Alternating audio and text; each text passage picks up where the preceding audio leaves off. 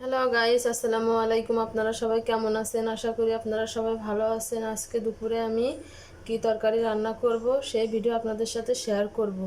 আজকে দুপুরে আমি রান্না করব এই যে কাঁচকলা কুটে নিয়েছি, কাঁচকলা দিয়ে, আর এই যে ডালের বড়ি। এই কাঁচকলা দিয়ে ডালের বড়ি দিয়ে ঝোল রান্না করব।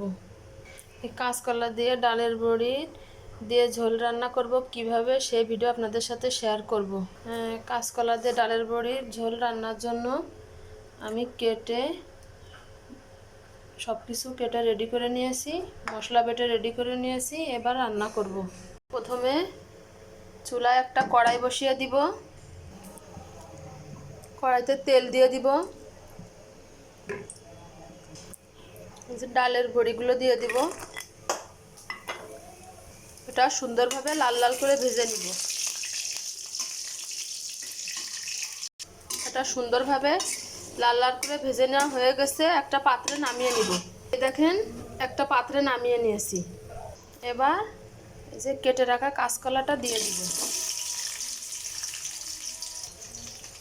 পরিমাণ মতো লবণ দিয়ে নিব, পরিমাণ মতো হলুদের গুঁড়া দিয়ে দিব। এবার বেটে রাখা মশলাটা দিয়ে দিব। এটা সুন্দরভাবে নাড়াচাড়া করে মশলাটা কষিয়ে নিব তরকারির সাথে। এই দেখুন, মশলাটা কষানো হয়ে গেছে। অল্প পরিমাণ পানি দিয়ে দিব। সুন্দরভাবে নাড়াচাড়া করে নিব। এবার একটা ঢাকনা দিয়ে ঢেকে দিব। এবার ঢাকনাটা উঁচু করব।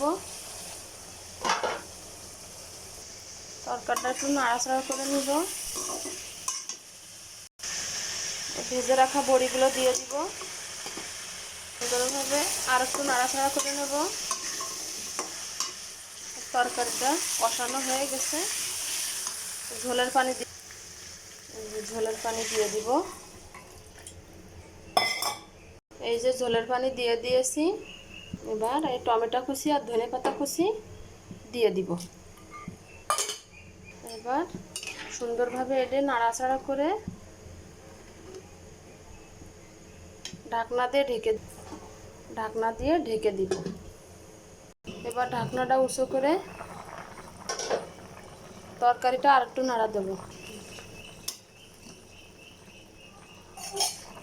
আবার ঢাকনাতে ঢেকে দিব। এবার ঢাকনাটা উঁচু করব।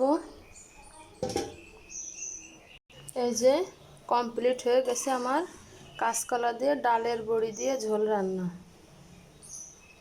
এই কাঁচকলা দিয়ে ডালের বড়ি দিয়ে ঝোল রান্না করেছি। কিভাবে রান্না করেছি এই ভিডিওটা যদি আপনাদের ভালো লেগে থাকে লাইক কমেন্ট শেয়ার করে দিবেন। ধন্যবাদ সবাইকে।